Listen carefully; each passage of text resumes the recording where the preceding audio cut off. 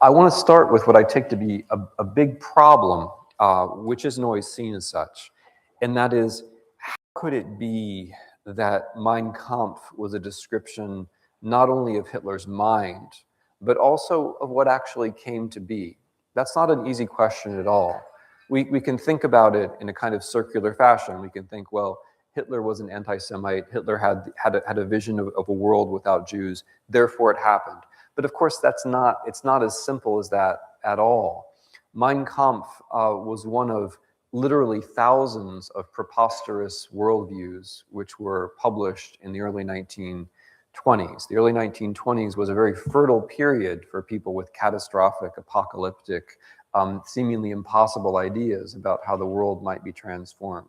Mein Kampf is one of literally thousands, if not tens of thousands, of pamphlets, the huge majority of which have naturally been forgotten because their visions weren't realized. How is it that this one vision of the world actually came to describe the world? How is it that Hitler made this vision of the world become something that looks like the world? This seems to me to be, in fact, a very, very difficult question, and the one that we've had a hard time answering. So what I'd like to do this morning is to put before you a pretty simple argument in which I first try to be clear about what Hitler's worldview was, and then in the second part, try to give you a sense of how I think it became possible for him to put that worldview into practice. Okay, so what was this worldview? The worldview, in my view, has to be understood precisely as an understanding of the planet. Okay? So in a way, when we talk about Hitler's anti-Semitism, we move very quickly to the word anti-Semitism, we're at risk of minimalizing or trivializing or failing to see the full extent of this view. Because after all, an anti-Semite can be various different kinds of person. An anti-Semite can be someone who doesn't want Jews in medical school, who doesn't like Jews, doesn't want his daughter to marry Jews. This sort of label doesn't really capture, or begin to capture what we're talking about. We're talking about an understanding of the way the entire planet works. We are talking about, as I see things, a kind of ecology. Okay, what do I mean by ecology? The way Hitler describes the world in Mein Kampf, and indeed in subsequent writings, his worldview is very coherent. And indeed, the problem with it is that it's so coherent. The way he describes the planet is this: the Earth has only a certain amount of surface. On this surface, there's only a certain amount of the key resource, which is food. Therefore, the way that history works and everything that happens in history is just a matter of races competing for food. Races in the biological sense, Germans, Slavs, and so on, competing for food. Now, this is a sort of desperate way of seeing the world. It means that, and this is sort of crucial, the only good thing in the world for Hitler is the struggle itself. The struggle is the only good and natural thing. Nature being red in tooth and claw, that's the only good the universe has. The struggle among species, the natural world, the struggle among races in the human world, that struggle is all we have. That's it as far as Hitler is concerned. That's the only good thing. That is the harmony of nature. That is, as far as he is concerned, the only thing that really exists, which we might want to preserve. Now, you might be thinking, well, what about the Germans? Isn't he a German nationalist? Not exactly. Not exactly. He thinks that the Germans are the superior race. He thinks that they're going to master the world. He thinks that in a free competition among races, they will triumph and their needs will be satisfied and they will dominate much of the world. He thinks that. But if they don't, that's fine with him too. If we see, as we see by the end of the war, when the Germans are defeated, what does Hitler say? He says, well, it's turned out that the Russians were stronger than I thought. So much the worse for the Germans. Then he orders that German cities be destroyed. So it's not that Hitler is just an extreme anti-Semite or an extreme German nationalist. Those terms don't quite capture what Hitler was all about. Hitler had an ecology. He had a view of the planet in which the only good thing was struggle. And therefore his fundamental goal is he's pursuing what he regards as morality, what he regards as the good thing. The fundamental goal that he has to assign himself is to restore that struggle. Okay, here's where we come to the Jews. The basic problem with the Jews in Hitler's worldview is not that they are an inferior race or a superior race. Hitler doesn't think the Jews are inferior. The Jews in his mind are capable of all sorts of things that other people are not. That's not inferiority. It's also not that they're a superior race either. The problem with them is that they break the rules of nature. The problem with the Jews is that they break the rules of nature. The only rule of nature, as far as Hitler is concerned, the only thing that matters, the whole organizing principle of the universe, of the godless universe that Hitler sees, is the struggle. And what Jews do is that they ruin the struggle. The Jews do things which break the laws of nature. How do you break the laws of nature? Well, the law of nature is struggle among races. How do you undermine this natural, as Hitler sees it, naturally good struggle among races?